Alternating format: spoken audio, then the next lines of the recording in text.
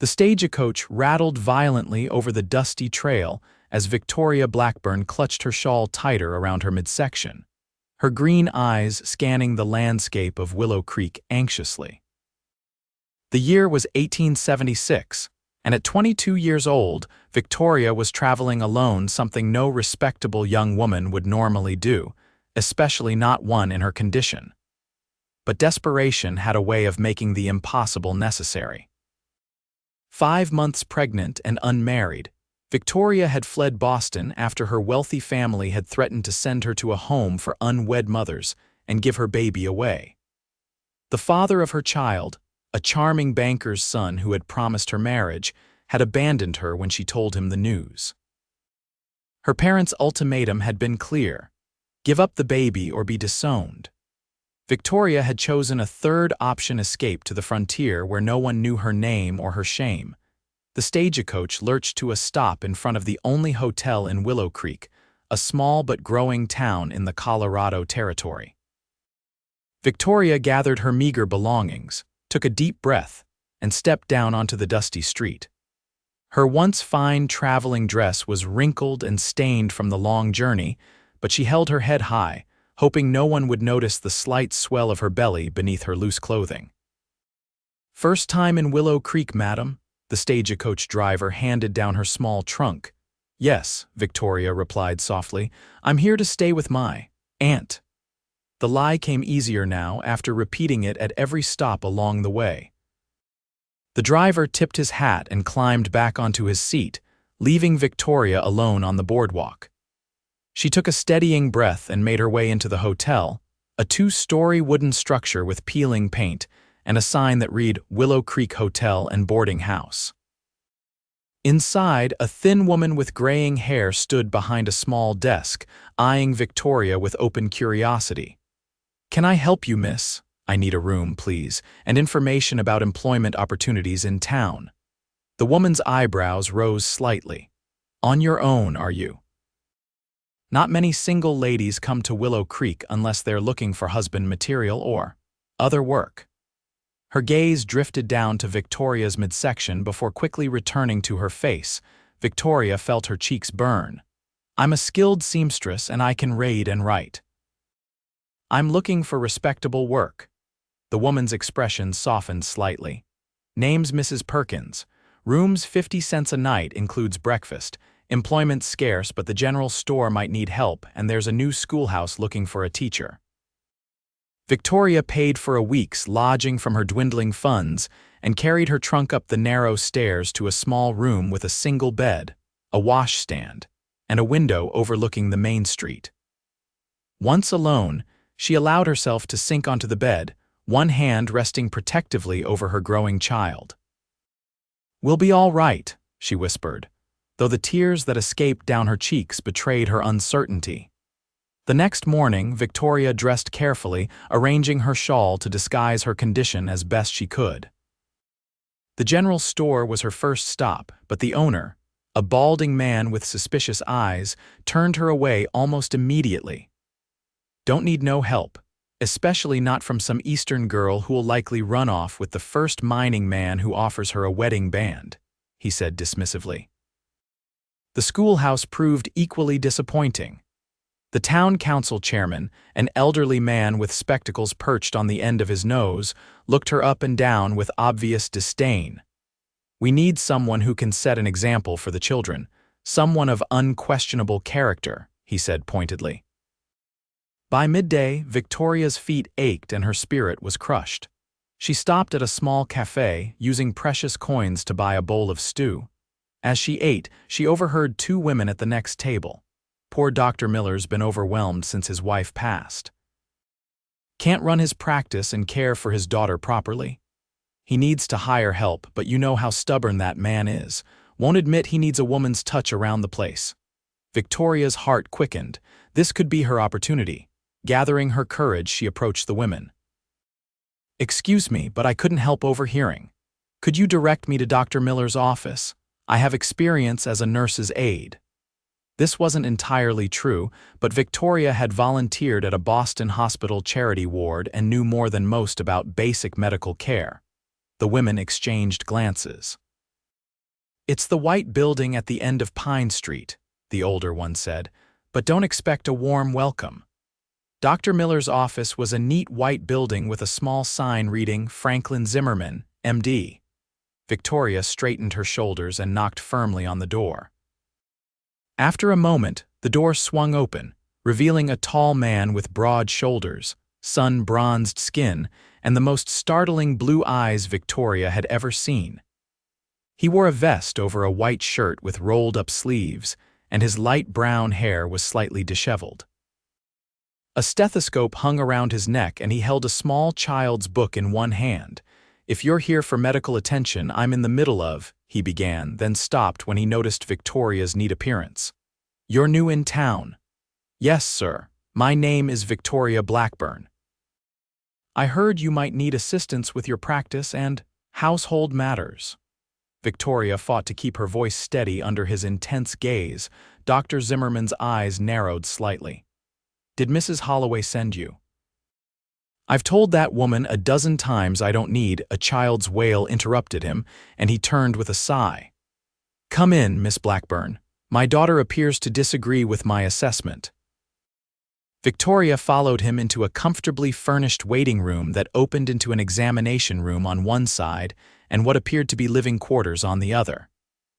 In the corner of the waiting room, a little girl of about 4 sat on the floor surrounded by toys, her face red from crying.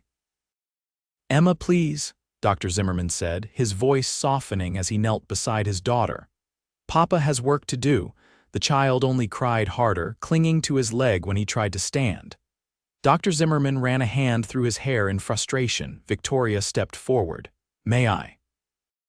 Without waiting for permission, she knelt beside the child. "Hello, Emma. My name is Victoria. Would you like to see something magical?" From her pocket, Victoria pulled a small cloth handkerchief. With deft movements taught to her by a kindly uncle, she folded and twisted the fabric until it resembled a tiny rabbit. Emma's sobs subsided as she watched, wide-eyed. "Bunny," the little girl whispered, reaching for the handkerchief creature. "Yes, a bunny for Emma," Victoria said softly, handing it to the child. Emma's tears dried instantly as she cradled the cloth rabbit. Dr. Zimmerman stared at Victoria with an unreadable expression. "You're hired," he said abruptly. "Room and board plus $8 a week. You'll help with Emma, keep the office in order, and assist with patients when needed. Can you start today?" Victoria blinked in surprise. Yes, I can. Good. The room upstairs is yours. I'll have your things sent for." He glanced at the small timepiece in his vest pocket. "Mrs. Henderson will be here any minute for her rheumatism treatment. Emma needs lunch and a nap." Without another word, he disappeared into the examination room. Victoria stood in stunned silence. She had secured employment and lodging in less than 5 minutes. It seemed too good to be true. Emma tugged at her skirt, breaking her reverie. "Hungry," the child announced. Victoria smiled down at her. "Then let's find you something to eat, shall we?" The kitchen at the back of the house was clean but sparsely stocked. Victoria managed to find bread, cheese, and some preserved fruit for Emma's lunch. As the child ate, Victoria considered her situation. Dr. Zimmerman hadn't seemed to notice her condition, or if he hadn't commented on it. But how long could she hide it? And what would happen when he inevitably discovered the truth? The front door chimed, announcing a patient's arrival. Victoria heard Dr. Zimmerman greeting someone, then his voice calling, "Miss Blackburn?" She hurried to the waiting room, where an elderly woman stood leaning heavily on a cane. "Mrs. Henderson, this is Miss Blackburn, my new assistant," Dr. Zimmerman said. "Miss Blackburn, please help Mrs. Henderson to the examination room and prepare a hot compress for her hands." Victoria nodded, offering her arm to the older woman. "This way, madam." Mrs. Henderson scrutinized Victoria as they walked slowly to the examination room. "About time that man got some help. Been telling him for months he can't raise that child alone and run his practice. You from around here, girl?" "No, madam. I'm from back east." HMPA. "Come to find a husband, I expect." "Well, you could do worse than our Dr. Zimmerman. Widowed 2 years now, and that child needs a mother." Victoria felt her cheeks flush. "I'm here for employment, nothing more." Mrs. Henderson's knowing smile suggested she didn't believe that for a moment. The remainder of the day passed in a blur of patience, cleaning and caring for Emma. By evening, Victoria was exhausted but satisfied. Dr. Zimmerman had been polite but distant, focused entirely on his patients and giving her clear, concise instructions that she followed carefully.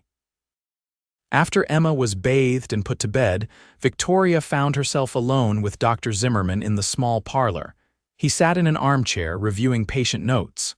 "You did well today," he said without looking up. "Emma seems to like you." "She's a delightful child," Victoria replied, her hands folded in her lap. "You have a busy practice. Willow Creek is growing. I'm the only doctor for 20 miles. He finally looked up, his blue eyes meeting hers. "Why are you here, Miss Blackburn?" "A woman with your education and bearing doesn't typically seek employment in a frontier town." Victoria had prepared for this question but still found herself hesitating. "I needed a fresh start. Boston held unhappy memories." Dr. Zimmerman studied her for a long moment. "We all have pasts we'd rather forget. In Willow Creek, it's what you do moving forward that matters." He stood, gathering his papers. "Good night, Miss Blackburn. Breakfast is at 6. "Good night, Dr. Zimmerman." Alone in her small room upstairs, Victoria removed her clothing and stood before the mirror, examining her swelling abdomen. Soon, no amount of loose clothing would hide her condition. She would have to tell Dr. Zimmerman the truth before someone else in town figured it out and did it for her. But not yet. Not until she'd proven herself indispensable. The weeks passed quickly as Victoria settled into her new role. She organized the doctor's chaotic filing system, thoroughly cleaned the office and living quarters, and won Emma's complete devotion. The little girl followed her everywhere, chattering constantly and calling her Miss Toria. Dr. Zimmerman gradually relaxed around her, occasionally sharing stories of his patients or discussing medical treatments. Victoria learned that he had come west after medical school in Philadelphia, bringing his young wife, who had tragically died of pneumonia 2 years earlier. He was respected in town for his medical skill and fairness, treating everyone regardless of their ability to pay. One evening, nearly a month after her arrival, Victoria was preparing dinner when Dr. Zimmerman entered the kitchen. He leaned against the doorframe, watching her work.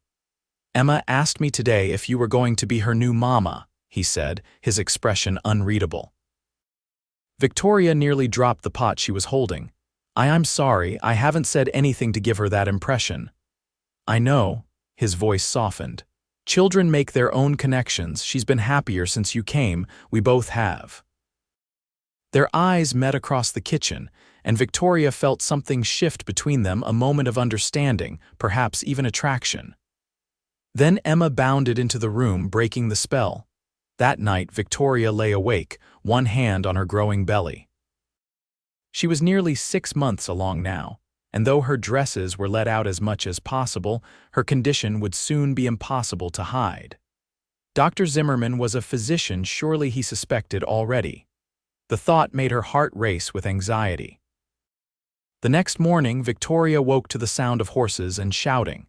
She dressed quickly and hurried downstairs to find Dr. Zimmerman packing his medical bag. "Mining accident," he explained tersely. "Several men injured. I may be gone all day." He looked up at her, his expression serious. "Can you handle any patients who come in?" "Nothing requiring surgery, of course, but the usual ailments," Victoria nodded. "Of course." He paused at the door. "Thank you, Victoria. I don't know what we would do without you now." It was the first time he had used her given name, and the sound of it on his lips made her pulse quicken. After he left, Victoria attended to Emma and prepared the office for the day. Several patients came with minor complaints: Mrs. Peterson's chronic cough, young Billy Thompson's rash, Mr. Gunderson's arthritis, all conditions Victoria could easily treat with the remedies Dr. Zimmerman had taught her. In the afternoon, as Victoria was organizing supplies, the office door burst open. A frantic-looking woman stood there, supporting a young man who was clearly in tremendous pain. Please help. My brother's been thrown from his horse, his arm. The woman's voice trailed off as she noticed Victoria instead of the doctor. Dr. Zimmerman is attending a mining accident, Victoria explained, helping them inside. But let me look at him. The young man's arm hung at an unnatural angle, clearly broken. Victoria helped him onto the examination table, her mind racing. She had assisted Dr. Zimmerman with setting bones before, but never done it herself. "What's your name?" she asked the young man, who was pale with pain. "James Walker," he gasped. "Miss, I don't think, Mr. Walker, your arm needs to be set before the swelling worsens. I've assisted Dr. Zimmerman with this procedure many times." This wasn't entirely true, but Victoria spoke with confidence she didn't quite feel. "Your sister will help me." With the sister's assistance, Victoria carefully examined the break, relieved to find it was a clean fracture. Following the procedure she had observed, she prepared a tincture of laudanum for the pain, then gently manipulated the bones back into alignment while the young man bit down on a leather strap. Once the arm was properly splinted and bandaged, Victoria gave James instructions for care and rest. As the siblings prepared to leave, the sister turned to Victoria with gratitude shining in her eyes. "Thank you, Miss Blackburn. You're as skilled as any doctor." Victoria smiled modestly. "Dr. Zimmerman is an excellent teacher." After they left, Victoria sat heavily in a chair, her hands shaking with delayed reaction. She had done it, treated a serious injury on her own.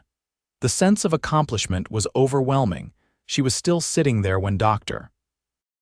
Zimmerman returned hours later, his clothes covered in coal dust and blood, his face etched with exhaustion. "2 men dead, 3 others injured but stable," he reported grimly, setting down his bag. "Any problems here?" Victoria told him about James Walker's broken arm. "I hope I did the right thing," she finished anxiously. Dr. Zimmerman stared at her for a long moment, then a slow smile spread across his face. "You set a broken arm on your own, Victoria, that's." He shook his head in amazement. "You continue to surprise me." His praise warmed her more than it should have. "I only did what I've seen you do. Few people would have the courage to try." He stepped closer, reaching out to brush a strand of hair from her face. "You're remarkable, Victoria Blackburn." For a breathless moment, Victoria thought he might kiss her. Then Emma's voice called from upstairs, and the moment was lost. That night, Victoria made a decision. Tomorrow, she would tell Dr. Zimmerman the truth about her condition. She couldn't continue this deception any longer, not when he looked at her with such admiration in his eyes. Morning came with a heavy rainstorm that kept patients away. After breakfast, Victoria found Dr. Zimmerman in his office, reviewing medical journals. "Dr. Zimmerman, may I speak with you?" Her voice trembled slightly. He looked up, concern crossing his features. "Of course. Is something wrong?" Victoria took a deep breath. "I haven't been entirely honest with you about why I came to Willow Creek." She placed a hand on her abdomen, which was becoming more visibly rounded each day. "I'm expecting a child." Dr. Zimmerman's expression remained carefully neutral. "I know," Victoria blinked in surprise. "You know, I'm a doctor, Victoria. I noticed your condition the day you arrived." He set aside his journal and stood. "I assumed you would tell me when you were ready. And you still hired me, knowing I was an unmarried woman with child." His eyes softened. "I hired you because Emma responded to you immediately and because I recognized something in you: determination, integrity. Your condition didn't change that." Tears welled in Victoria's eyes. "My family disowned me. The father abandoned us both. I came west because I had nowhere else to go." Dr. Zimmerman moved closer, his voice gentle. "You have somewhere now. You have a place here, Victoria, with Emma and with me." Before Victoria could respond, they heard commotion outside. Dr. Zimmerman went to the window. "A wagon's overturned in the street. Stay here." He grabbed his bag and hurried out. Victoria moved to the window, watching as Dr. Zimmerman and several townsfolk helped the wagon driver, who appeared to be only shaken. As she watched, she noticed 2 women from the church auxiliary pointing in her direction, their heads close together in whispered conversation. A cold feeling settled in Victoria's stomach. Someone had noticed her condition and was spreading the word. Soon, everyone in town would know Dr. Zimmerman returned shortly, shaking rain from his coat. "Just a sprained wrist and wounded pride," he reported. The wagon hit a muddy patch and he stopped, noticing Victoria's distress. "What's wrong? People are talking," she said quietly. "About me." I saw Mrs. Prescott and Mrs. Yates whispering and pointing toward the office. His expression darkened. "Small towns breed gossip, pay it no mind. It's not that simple." Victoria wrung her hands. "Your reputation is my concern, not yours." He took her hands in his, stilling their nervous movement. "Victoria, listen to me. You have nothing to be ashamed of. The world doesn't see it that way." "Then the world is wrong." His voice was firm. "You are caring for a child alone because a man failed in his responsibilities. There is courage in that, not shame." His words touched her deeply, but Victoria knew the reality they faced. "The townspeople won't see it that way. They'll shun you for employing me, maybe even stop coming to you for medical care." Dr. Zimmerman's jaw set stubbornly. "Let them try to find another doctor within 20 miles. Their conversation was interrupted by a knock at the door. Dr. Zimmerman opened it to find Reverend Porter, the town's minister, standing there with a severe expression. "Dr. Zimmerman, I need to speak with you, privately." The Reverend's eyes slid to Victoria, disapproval evident. "Anything you have to say can be said in front of Miss Blackburn," Dr. Zimmerman replied coldly. The Reverend cleared his throat. "Very well. It has come to my attention that you are employing a woman in a delicate condition, unmarried." He spoke the words as if they tasted bitter. "As a leading citizen of this community, you have a responsibility to uphold moral standards." Victoria felt the blood drain from her face. Dr. Zimmerman's expression hardened. "My responsibility, Reverend, is to provide medical care and to treat all people with dignity. Miss Blackburn is an exemplary assistant and caregiver to my daughter. Her personal circumstances are none of your concern. They become my concern when they affect the moral fabric of our town," the Reverend insisted. "Several church members have expressed discomfort about their children being exposed to such impropriety." Victoria stepped forward. "I'll pack my things," she said quietly. "I won't be the cause of discord." "You'll do no such thing," Dr. Zimmerman said sharply. He turned back to the Reverend. "Reverend Porter, did Christ not teach compassion above judgment? Did he not associate with those society deemed unworthy?" The Reverend's face reddened. "Don't presume to lecture me on Scripture, Doctor. Then don't presume to dictate who I employ in my practice." Dr. Zimmerman's voice was dangerously quiet. "Good day, Reverend." After the minister left, Victoria sank into a chair, her hands shaking. "It's starting already." "I should leave, Franklin. I won't have you ostracized because of me." It was the first time she had used his given name, and it seemed to affect him deeply. He knelt before her, taking her hands in his. "I won't let you face this alone, Victoria. Not again." The days that followed were difficult. Word spread quickly through town about Victoria's condition. Some patients canceled their appointments, and Emma came home crying one day because a schoolmate had said unkind things about Miss Toria. Victoria felt the sideways glances and heard the whispers when she ventured into town for supplies. Franklin remained steadfast, treating those who came for care with his usual skill and ignoring the gossip.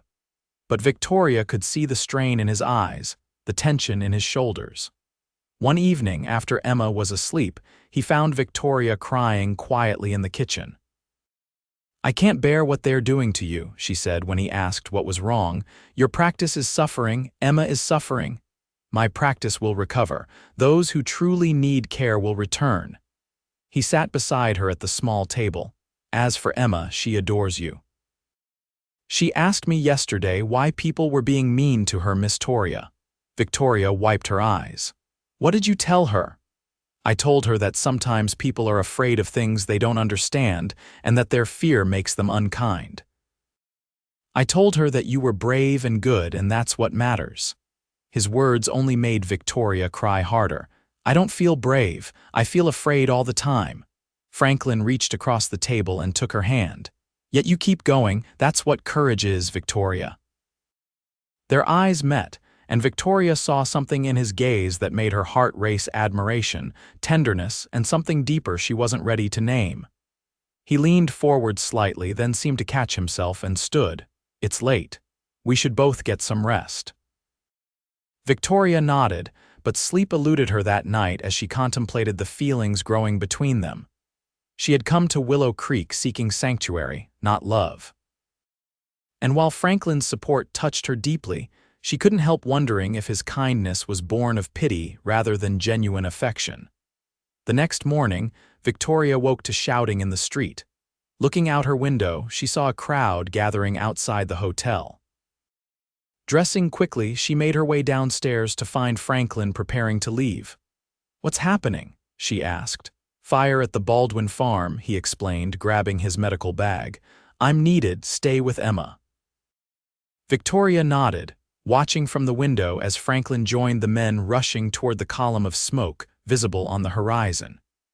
She spent the day caring for Emma and attending to a few patients who arrived despite the excitement, all the while worrying about Franklin. He returned late that evening, exhausted and smoke-stained. The Baldwin family was safe, he reported, though their barn was destroyed and Mr. Baldwin had suffered burns to his hands and arms. "The whole town turned out to help," he said as Victoria prepared a basin of water for him to wash.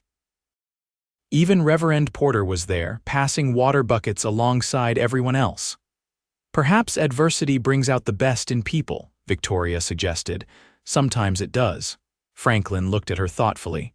"Mrs. Baldwin asked about you." She said she'd been avoiding the office because of what she'd heard, but seeing the community come together today made her reconsider her judgments. Victoria's eyes widened in surprise. "Really? Really?" She said she'd be bringing her boys in for their checkups next week. He smiled tiredly. "It's a start." Over the next few weeks, Victoria noticed a subtle shift in the town's attitude.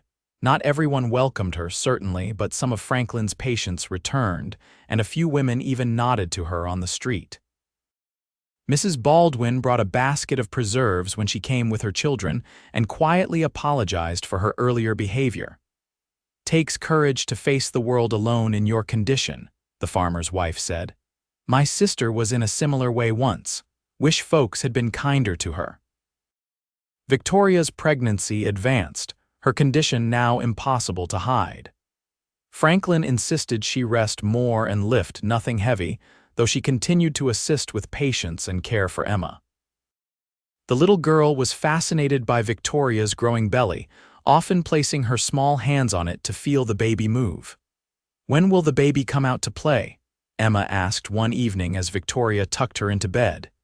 "In about 2 months," Victoria answered, smoothing Emma's hair.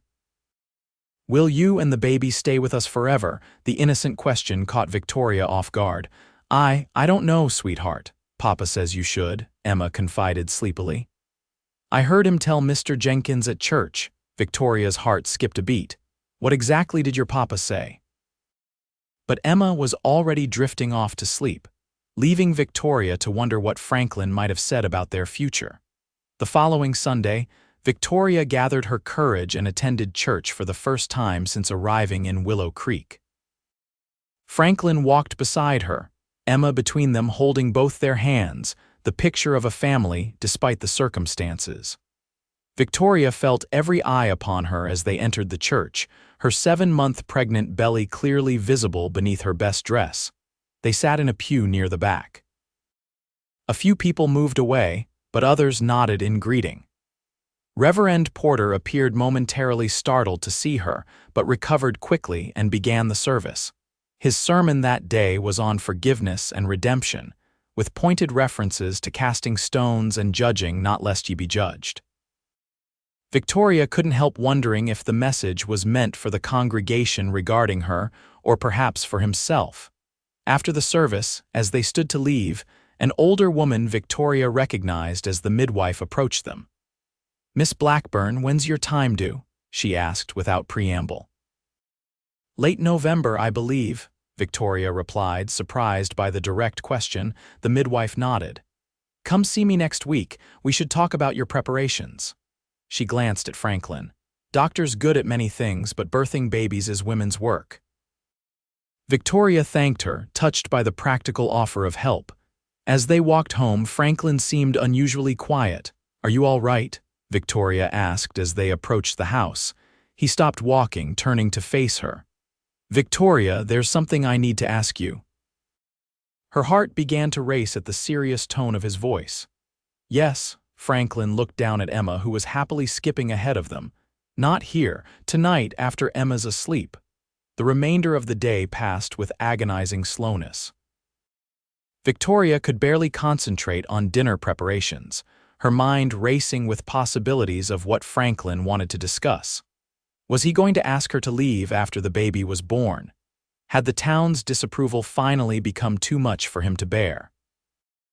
After Emma was tucked in bed, Victoria found Franklin in the parlor, staring into the small fire he had built against the autumn chill.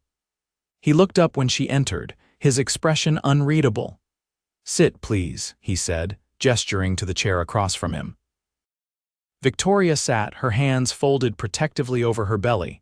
You wanted to speak with me? Franklin took a deep breath.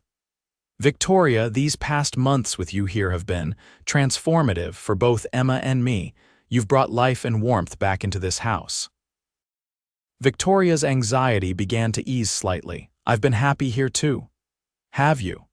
His blue eyes searched her face intently. Happy enough to stay, permanently, her breath caught. What are you asking, Franklin? He moved from his chair to kneel before her, taking her hands in his. I'm asking you to marry me, Victoria, not out of pity or obligation, but because I've fallen in love with you. With your courage, your kindness, your strength. I want to be a father to your child, and I want you to continue being a mother to Emma.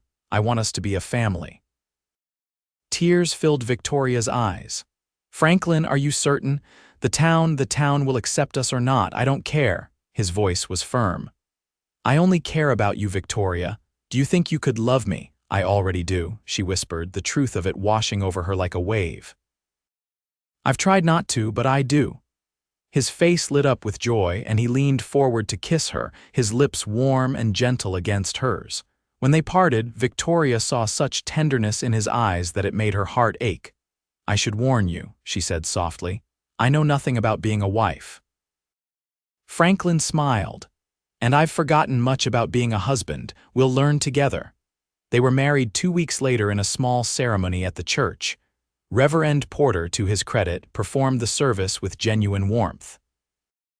Emma served as flower girl, scattering rose petals with enthusiastic abandon. To Victoria's surprise, quite a few townspeople attended, including Mrs. Baldwin, the midwife, and even stern Mrs. Perkins from the hotel. Never thought I'd see the day, Mrs. Perkins remarked to Victoria at the small reception afterward. Doctor marrying his pregnant assistant. Scandalous. But her eyes twinkled as she said it, and she pressed a hand-knitted baby blanket into Victoria's hands before departing. Life as Mrs. Zimmerman was not without challenges. Some patients still refused to be treated by Franklin, and certain ladies crossed the street rather than greet Victoria. But others gradually came around, particularly after Franklin saved the mayor's son from a dangerous fever using a new treatment he had read about in his medical journals. Victoria continued to assist in the practice when she could, though as her pregnancy advanced, she focused more on keeping the house and caring for Emma. The little girl was delighted with her new status as daughter rather than merely charge, and took her role as big sister to be very seriously, helping Victoria prepare the nursery and talking endlessly to the baby through Victoria's belly. Franklin proved to be a tender husband, solicitous of Victoria's comfort and generous with his affection.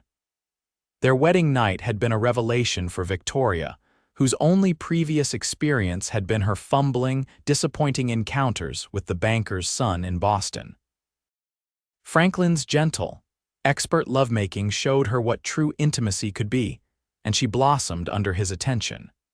As November arrived with its chill winds and early snows, Victoria felt both excitement and trepidation about the impending birth.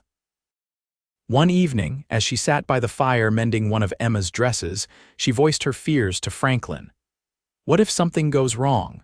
Women die in childbirth all the time, even with the best care. Franklin set aside his medical journal and moved to sit beside her on the sofa. Mrs. Watkins is an excellent midwife, and I'll be right there. Besides, he added, placing a hand on her rounded belly, you're strong and healthy. I have every confidence in you. Victoria covered his hand with hers. I never imagined I'd be here, you know. When I left Boston, I thought I'd be alone forever.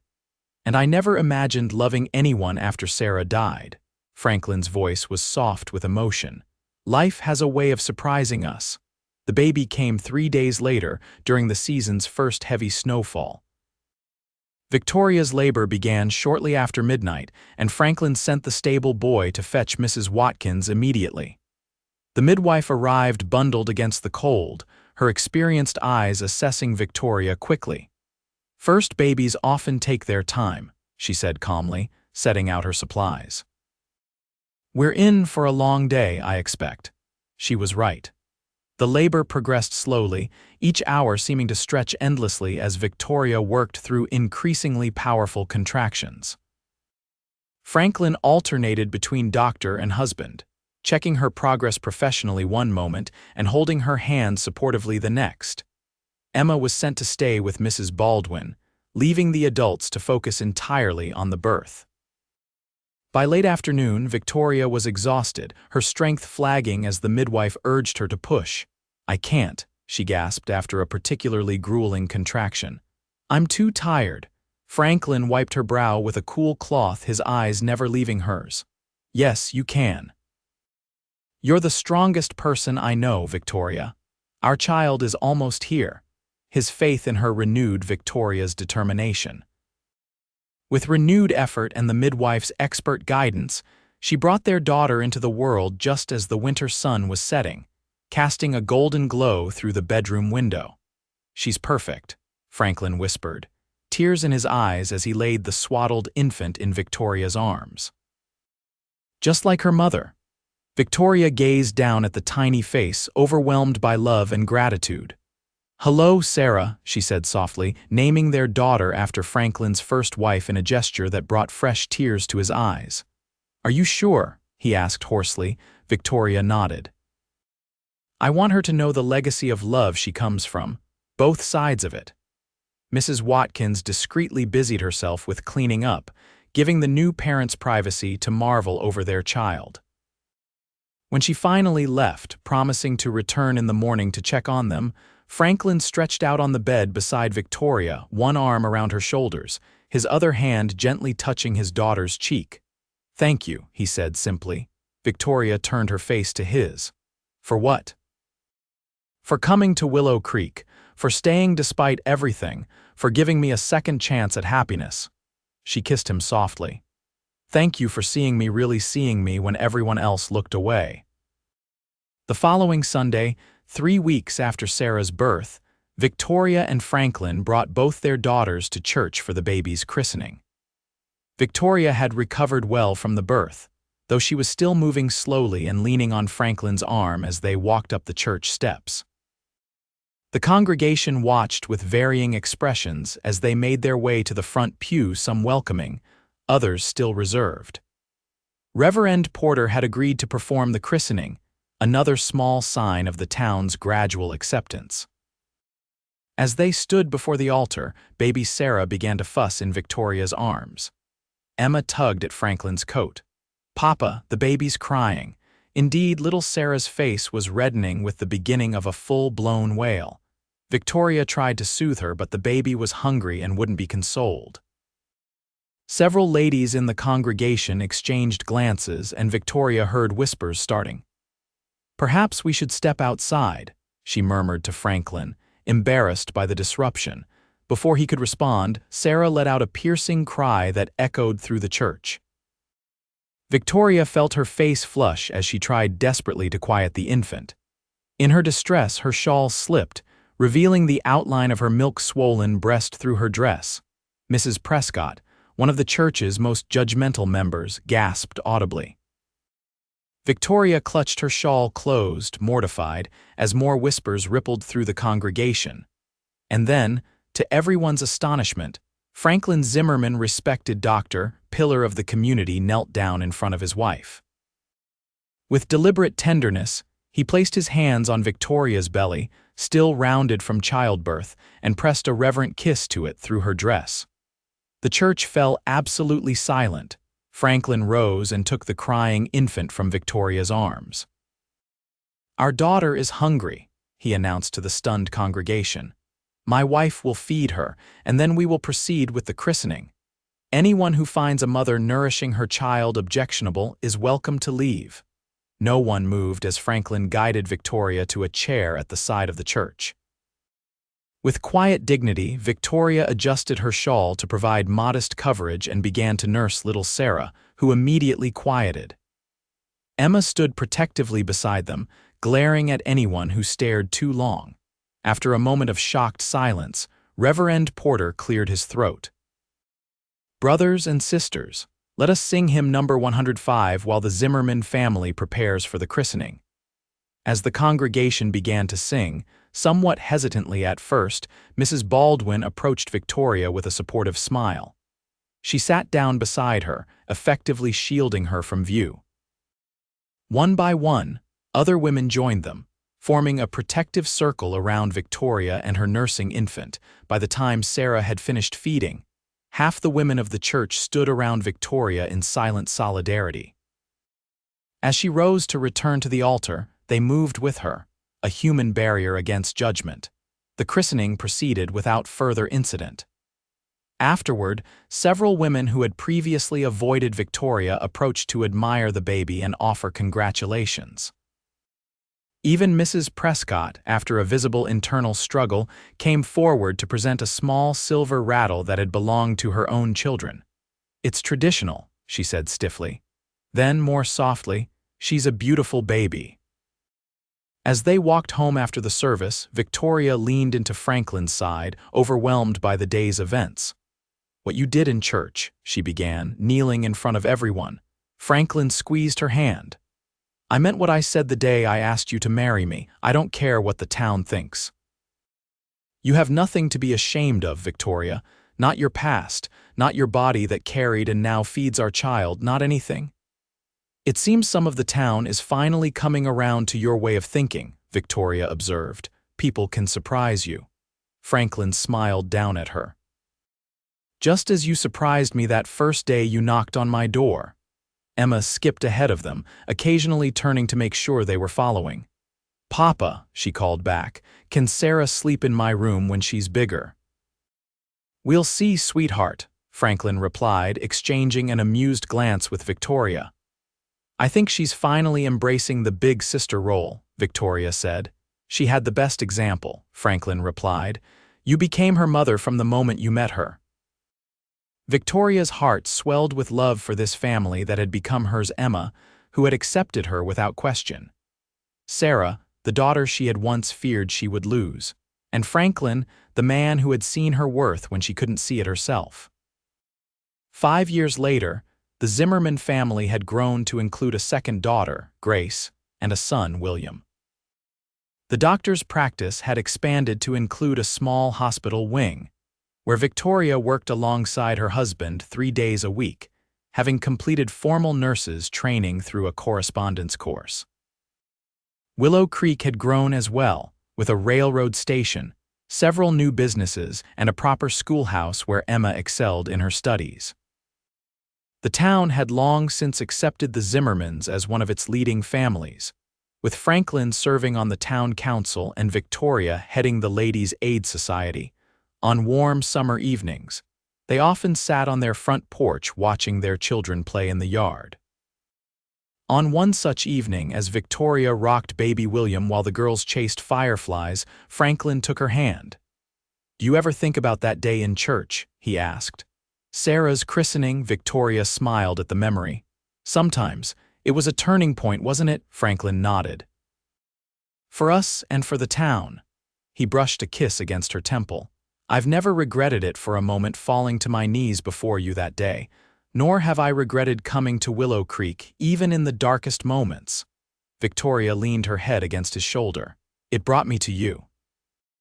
Emma ran up to them, her hands cupped around a glowing firefly. Look what I caught, she exclaimed, proudly showing her prize before releasing it back into the twilight air. As Franklin pulled Emma onto his lap, Victoria gazed out at their home and the life they had built together. From a desperate young woman hiding her shame, she had become a respected nurse, beloved wife, and mother of 4. The journey hadn't been easy, but with Franklin's love and her own determination, she had found her place in the world, a place where there was no room for shame, only pride in the family they had created together. In the distance, the church bell told the evening hour, and Victoria sent up a silent prayer of gratitude for second chances, for love that saw beyond appearances, and for the courage to begin again. As Franklin's arm tightened around her shoulders, she knew that whatever challenges lay ahead, they would face them together just as they had from that remarkable day when a desperate young woman knocked on a doctor's door, and a lonely man and his daughter found the missing piece of their hearts.